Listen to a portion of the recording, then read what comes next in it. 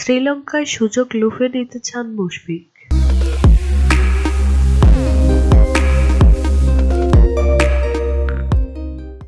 বাংলাদেশ শ্রীলঙ্কার বিপক্ষে তাদেরই মাটিতে সর্বশেষ টেস্ট খেলেছে ২০১৩ সালে। ওই বছর লঙ্কান দলে ছিলেন কুমার সাঙ্গাকারা, তিলকারত্নে দিলশান, নুয়ান কুলাসেকারা ও অ্যাঞ্জেলো ম্যাথিউসের মতো অভিজ্ঞ কয়েকজন ক্রিকেটার। ৪ বছরের ব্যবধানে লঙ্কানরা আবার যখন টাইগারদের নিজের মাটিতে আমন্ত্রণ জানালো, তখন তাদের সেই অভিজ্ঞরা নেই। সঙ্গত কারণেই স্বাগতিকরা কিছুটা ব্যাকফুটে, একথা বলাই যায়। অভিজ্ঞ প্লেয়ারদের অনুপস্থিতিতে লঙ্কানদের এই পিছিয়ে থাকার ব্যাপারটিকেই আসন্ন টেস্ট সিরিজে ভালো কিছু করার সুযোগ হিসেবে দেখছেন টাইগার টেস্ট দলপতি মুশফিকুর রহিম। শ্রীলঙ্কার বিপক্ষে সিরিজ খেলতে দেশ ছাড়ার আগের দিন রোববার দুপুরে মিরপুর শেরেবাংলা স্টেডিয়ামের সম্মেলন কক্ষে তিনি জানান, সুযোগ তো অবশ্যই, প্রতিটি সিরিজেই সবার জন্য সুযোগ থাকে।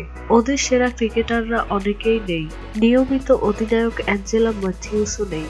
হয়তো ওরাও চাপে থাকবে এই ভেবে যে বাংলাদেশ এখন আর আগে সেই অবস্থানে নেই। বাংলাদেশ তুলনামূলকভাবে অনেক পরিপক্ক ও আগের চেয়ে অনেক ভালো ক্রিকেট খেলছে, সেদিক থেকে অবশ্যই সেরা সুযোগ।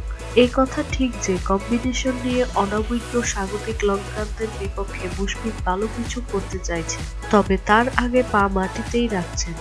আমাদের ভুলে গেলে চলবে না যে খেলাটি ওদের ঘরের মাঠে, তবে নির্ভর করছে আমরা আমাদের সেরাটা কতটুকু দিতে পারি।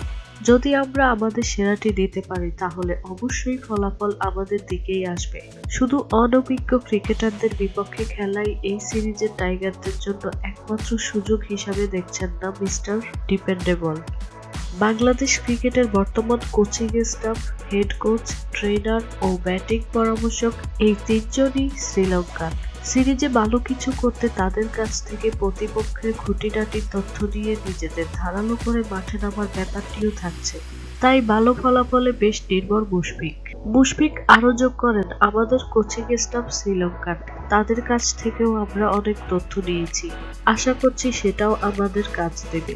২ ম্যাচ সিরিজের প্রথম টেস্ট গলে ৭ থেকে ১১ মার্চ স্বাগতিক শ্রীলঙ্কানদের বিপক্ষে লড়বে মুশফিক বাহিনী, আর সিরিজের দ্বিতীয় টেস্টটি হবে ১৫ থেকে ১৯ মার্চ কলম্বোতে।